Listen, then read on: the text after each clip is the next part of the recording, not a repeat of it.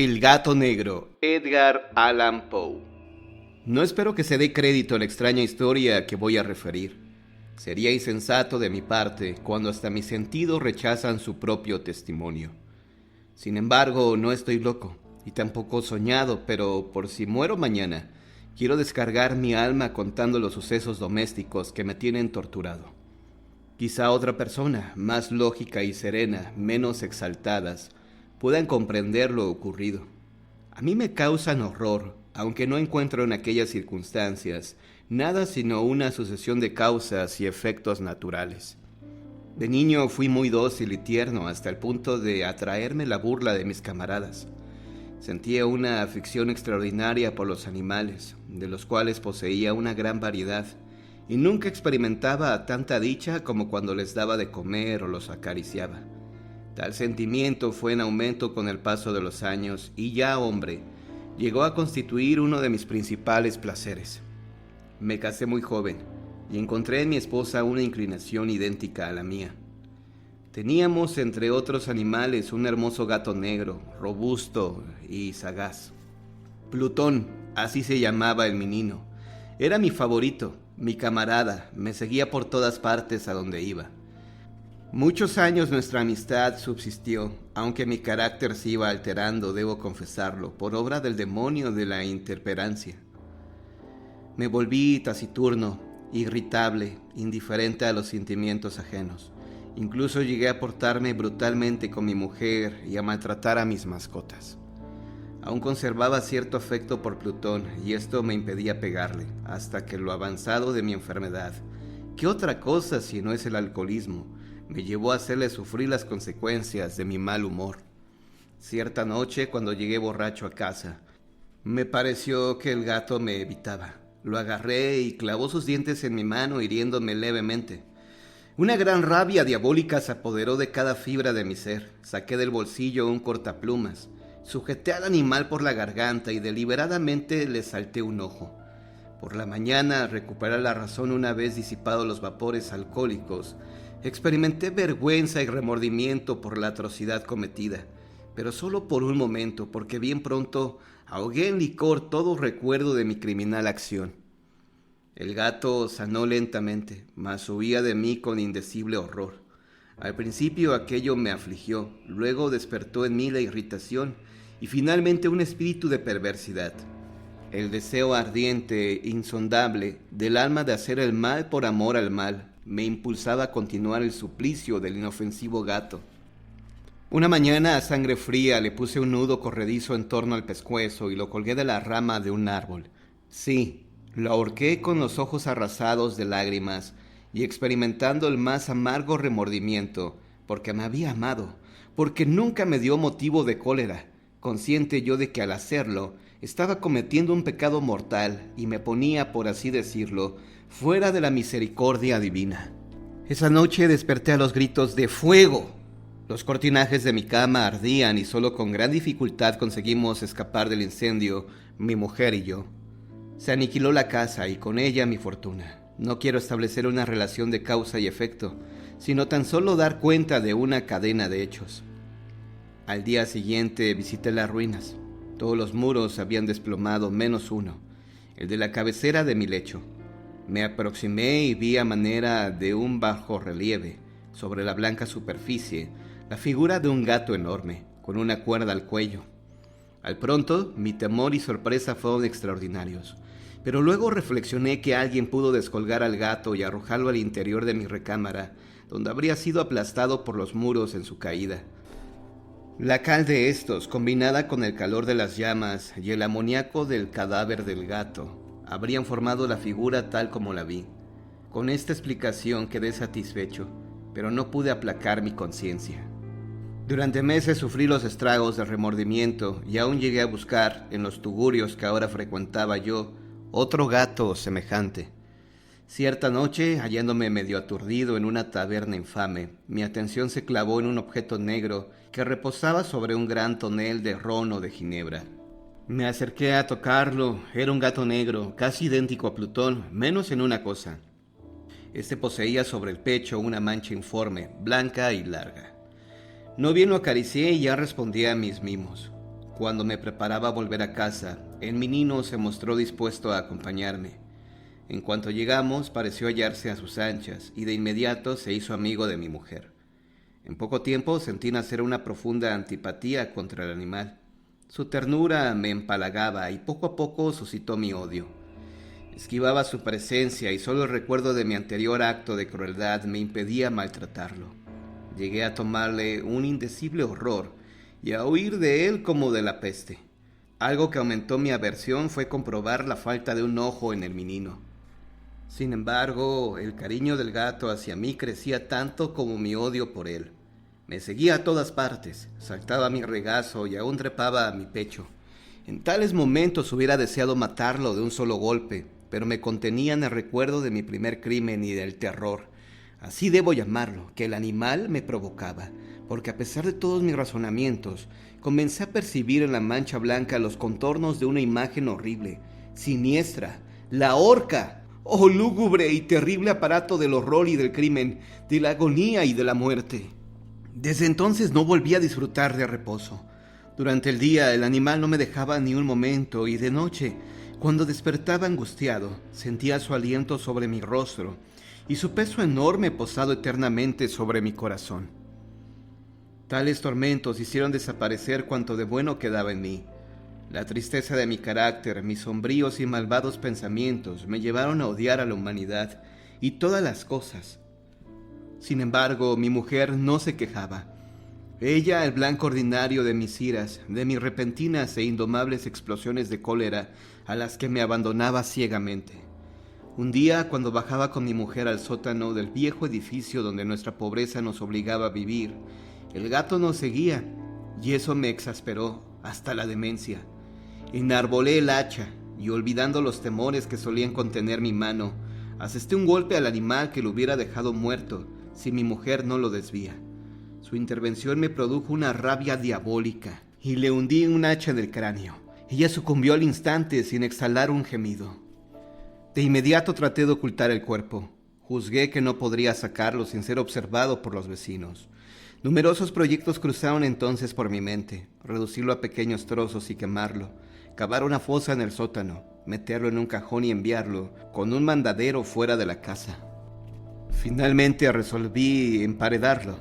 Los muros estaban construidos a la ligera y recientemente les había dado revoque, pero a causa de la humedad del sitio aún no se secaba el aplanado.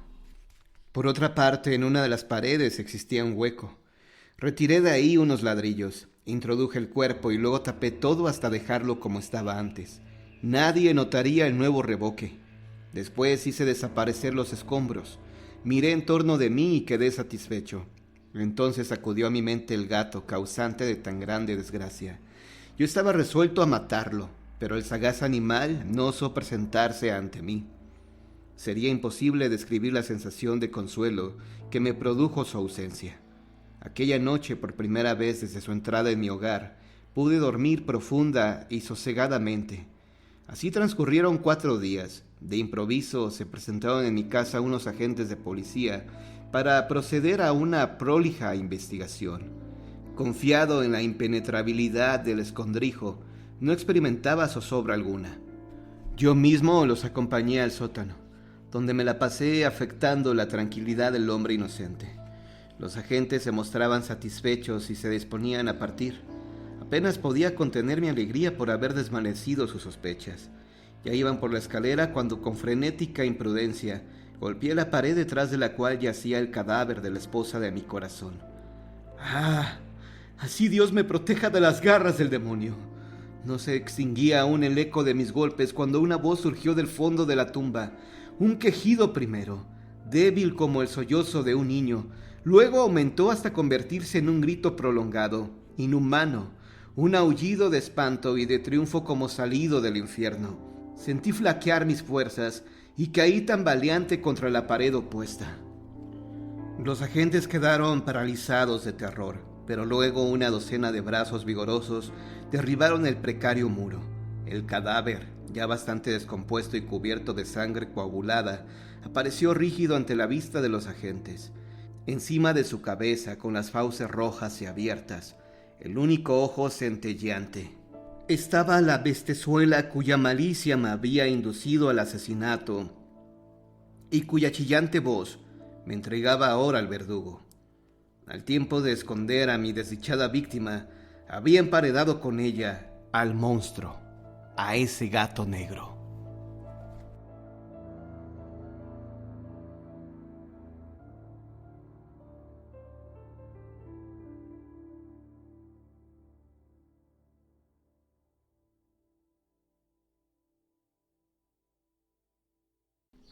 La siguiente experiencia me ocurrió cuando yo estudiaba medicina.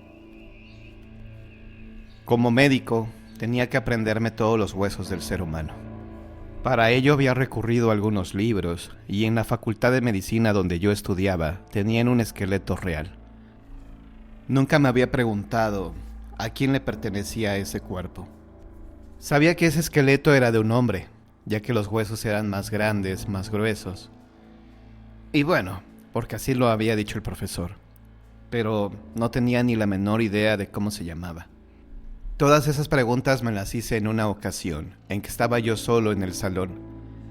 Eran como las 3 de la tarde, era un día viernes, hacía muchísimo calor. Tenía que estudiar la anatomía y estaba enfrente de ese esqueleto. Lo miré detenidamente y por un momento me parecía que me sonreía. Ya sé que era un absurdo, y evidentemente cualquier calavera parece que está sonriendo.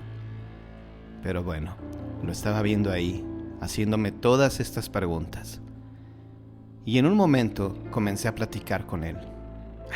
¿Cómo te habrás llamado, amigo? ¿Hijo de quién habrás sido? ¿A qué te habrás dedicado? Y sobre todo, ¿por qué terminaste aquí? ¿Por qué no te dieron cristiana sepultura? Vaya, qué preguntas me hago, ¿verdad? Lo miraba fijamente y por un momento me pasó por la mente que se llamaba Pedro. No sé por qué, quizá fue el primer nombre que se me ocurrió y por eso le dije Pedro. Pedro, ¿por qué acabaste así, amigo? ¿Por qué no te dieron cristiana sepultura? En fin, ya me había aburrido y me había cansado de estar estudiando, así que me despedí de Pedro. Así le había llamado a este esqueleto, y me fui para mi casa. Tras 2 largas horas de viaje, llegué a mi casa. Llegué cansado, harto, y lo primero que hice fue entrar a mi habitación y me acosté sobre mi cama. Era viernes, se me había acumulado el cansancio de toda la semana. No era mi intención quedarme dormido, pero finalmente lo hice. Me dormí aproximadamente 2 horas. Y en ese tiempo soñé bastante feo. Soñé nada más y nada menos que con Pedro, con el esqueleto de la facultad de medicina. Tuve un sueño bastante raro.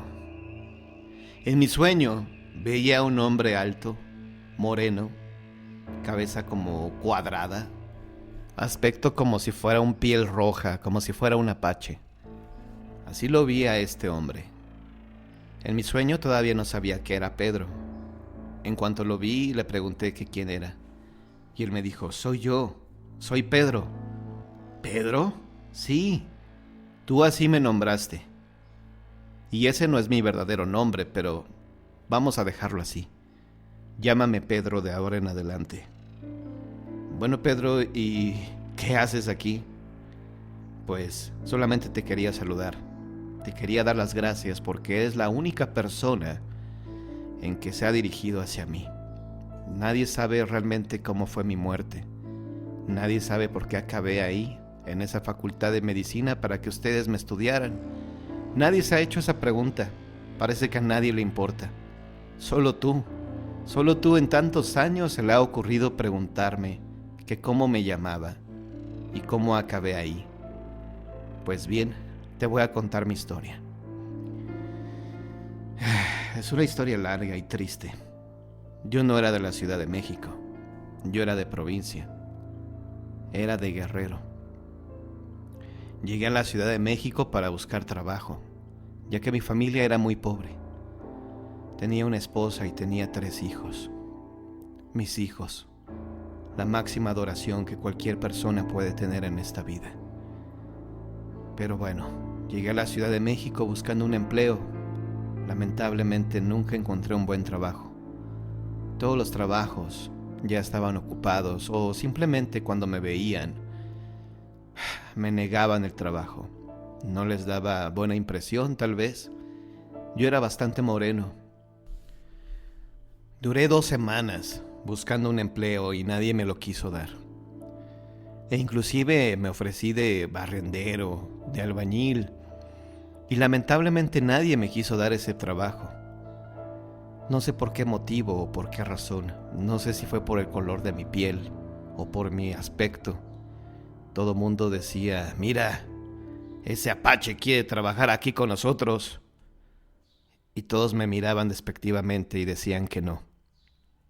Comprendí que no iba a conseguir un trabajo formal, así que me vi en la penosa necesidad de robar.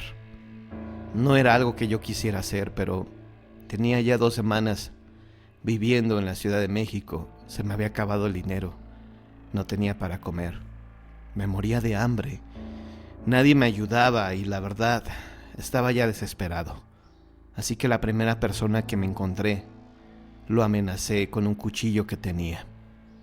Me dio el dinero y la verdad me sentí después muy mal. Pero había conseguido unas monedas y había conseguido lo suficiente para comer 2 o 3 días. Y así fue. Comí bien 2 o 3 días, pero el dinero nuevamente faltó. Y ni modo, tuve que volver a asaltar. Pero esta vez tuve la mala suerte que la persona a la cual asalté me disparó con un revólver. Yo no me lo esperaba. De hecho, vaya, de haber sabido que iba a terminar así mis días, no hubiera asaltado a nadie. Me hubiera regresado a mi estado, pero ni modo. Tenía la necesidad de conseguir un empleo, tenía la necesidad de conseguir dinero para mi familia. Lamentablemente las cosas no se dieron como yo esperaba. Me dispararon, morí. Y como no tenía familiares, no tenía una identificación, nadie sabía cómo me llamaba ni de dónde era. Simplemente mi cuerpo no fue reclamado por nadie y se fue a la fosa común. Después de un tiempo, mi cadáver, ya que se había echado a perder, agarraron mi osamenta y fue vendida a una facultad de medicina, precisamente en la cual tú estudias, en la cual te estás preparando para ser médico.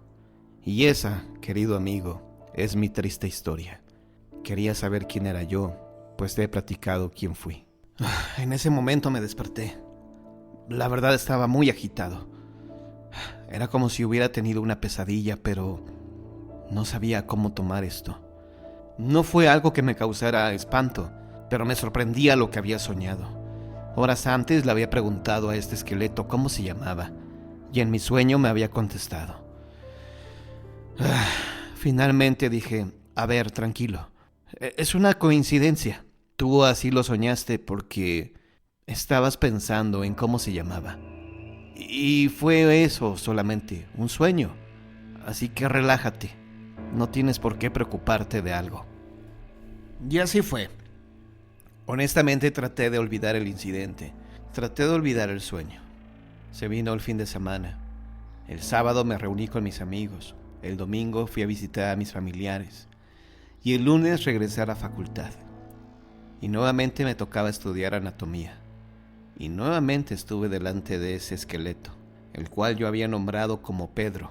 En esa ocasión me dio un poco de miedo entrar al salón, así que no lo hice solo. Me acompañé de Susi, y los dos estuvimos ahí estudiando el esqueleto. Y no sé por qué razón, ella me hizo la pregunta. Oye, ¿alguna vez te has preguntado cómo se llamaba este hombre?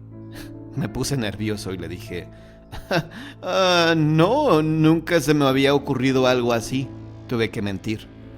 Aparte no podía asegurarle que se llamaba realmente Pedro. Ese nombre se me había ocurrido nada más, pero no tenía la certeza. Aparte en mi sueño, él me dijo que no se llamaba así, pero que si quería yo le podía llamar de esa manera. Realmente no estaba interesado en conocer quién era esa persona o en dónde vivían sus familiares. En mi sueño, él me dijo que era casado y que había tenido 3 hijos. No sé cuánto tiempo habría pasado, o qué edades tendrían ahora sus hijos y su esposa, pero realmente no me quería involucrar más en todo esto. Simplemente no me quería clavar en este asunto, como decimos. Pero en una ocasión ocurrió algo en verdad espeluznante, y es que era una tarde de lluvia. Era una semana sumamente pesada, porque estábamos en exámenes finales. Recuerdo que en ocasiones salía bastante tarde de la facultad, a veces a las 7, 8 de la noche, cuando mi hora de salida eran las 3 de la tarde. En fin, en una ocasión salí a las 8. Estaba lloviendo muy fuerte. No tenía carro. Tenía que esperar a que pasara un taxi para poder regresar a casa. Y mientras yo esperaba pacientemente el taxi o el camión, lo primero que pasara, me encontré a un tipo alto, fornido, moreno. Parecía un apache. «Buenas noches, joven», me dijo este hombre. Yo le dije: «Buenas noches, ¿cómo está usted?» «Bien, gracias». «Vaya, qué lluvia, ¿no?» «Sí». «Y dígame, ¿ya va para su casa?» «Sí, ya. Afortunadamente ya terminé y pues ya es hora de ir a descansar. ¿Y usted?» «Pues aquí ando, joven. Yo ya descanso eternamente». «¿Cómo que descansa eternamente? No entiendo». «¿Es que acaso no me reconoces?» Cuando me hizo esa pregunta, sentí un escalofrío que me recorrió todo el cuerpo. Y es que efectivamente, en cuanto lo vi, me acordé que ese rostro ya lo había visto antes, precisamente en ese sueño. Ese hombre era Pedro. Creo que te conozco, pero no estoy seguro. Claro que me conoce, joven. Usted me ha estudiado más que nadie. Usted sabe quién soy. Y sí, si te preguntas si soy Pedro, soy Pedro, aunque ese no era mi nombre verdadero. Mi nombre verdadero era Lupe. Espere, ¿es una broma? ¿Cómo va a ser una broma, joven? Además, ¿quién más sabría lo que usted ha soñado? ¿Quién más sabría la conversación que tuvimos en su sueño? No, claro que no es una broma. Mi nombre es Guadalupe Hernández. Solo tú sabes ese nombre. Y ojalá que me ayudes a buscar a mi familia. Encontrar a tu familia, pero ¿yo por qué? ¿Y en dónde están? No sé, joven. Por eso le estoy pidiendo ayuda. Supongo que siguen en Guerrero. Pero de eso hace tanto tiempo. Oiga, ¿qué año es este? ¿Qué año es este? Estamos en febrero del año 2023. ¿2023? No, pues ya tiene mucho tiempo entonces. Yo me acuerdo que cuando vivía con mi esposa y mis hijos era 1970. Oye, no sé si esto es una broma, un sueño o una pesadilla, pero no te voy a ayudar a buscar a nadie. Estás loco. No me vas a ayudar. Bueno, ¿y por qué no me quieres ayudar, joven? Solo tú podrías ayudarme a buscar a mi familia. ¿Y para qué la busco? ¿Qué caso tendría buscar a tu familia? Si dices que moriste en 1970, tu familia ya ni siquiera se ha de acordar de ti. Bueno, creo que tienes razón, joven. No lo había pensado así. Ya han pasado tantos años. Pensé que tendría menos, pero bueno, quizá tengas razón. Quizá mis hijos me olvidaron por completo. Y mi mujer tal vez ya ni siquiera viva. Oh, Dios mío. En ese momento cayó un relámpago muy fuerte. En ese momento cayó un trueno muy fuerte que hizo que la luz se fuera en toda la colonia. Y en ese momento sentí mucho miedo. Miré a mi lado donde estaba Pedro, pero ya había desaparecido.